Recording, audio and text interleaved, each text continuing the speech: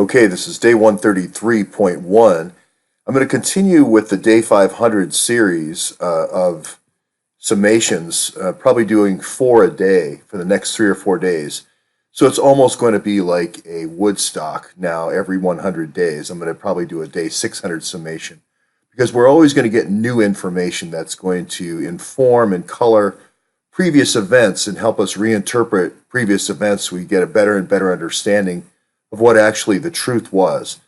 But I am going to break in every once in a while when I see during these days of Woodstock or these days of whatever our celebration is in terms of summarizing, to break in with news stories that come in. And here's the latest one, which is Scaramucci saying, hey, John Kelly's a jackass, the General Kelly, for blocking the Skybridge sale, the Skybridge tactical sale. Now, for folks who know and have been watching the series, they think of a whole bunch of companies when they think of Skybridge.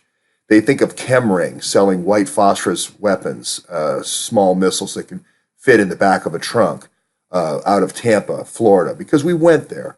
They think of Purple Shovels down using veterans who've been wounded and have PTSD hiding behind those veterans as a front to sell depleted uranium weapons. They think of Skybridge Tactical being a potentially selling small weaponized container systems and different airlift type technologies to different countries and so forth.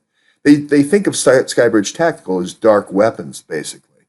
And here we have Scaramucci saying, hey, the CFIUS panel, again, we all know what CFIUS is because we've talked about uranium-1 so much, trying to sell the company to China's HNA group, which is about the worst idea I could possibly imagine.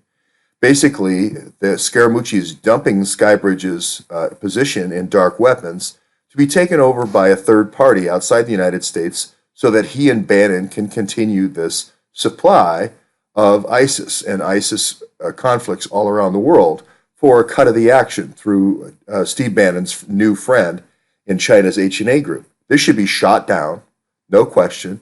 And it's one of the benefits of actually focusing and being ahead of the news. And I talked a lot with Task Force about, you're 100 days out in front of the news. When you do a summary, you're only going to lose 1 day and everybody else is going to catch up. And I had to agree with her. One of the problems of adding more information about Krylova and Bogacheva, which I could have easily done yesterday, is that it would just be putting more information out there and getting further out ahead from NMSM, which is a little depressing sometimes because you feel like you're the only one working on a story. So anyway, we're going to follow up on this, but you already know all the characters involved here and you know what's happening. So when the news does come out, you can immediately react to it. Even though Scaramucci goes on television and pushes this idea and tries to convince everybody John Kelly's a jackass, everyone knows what he's doing. He's moving his dark weapons business out of Virginia and secreting it away over in Beijing because he sees the light, the spotlight coming. So this is where I want to say that this effort here on this channel is actually working. People are being seen for what they are, and that's the first step. Recognition is the first step.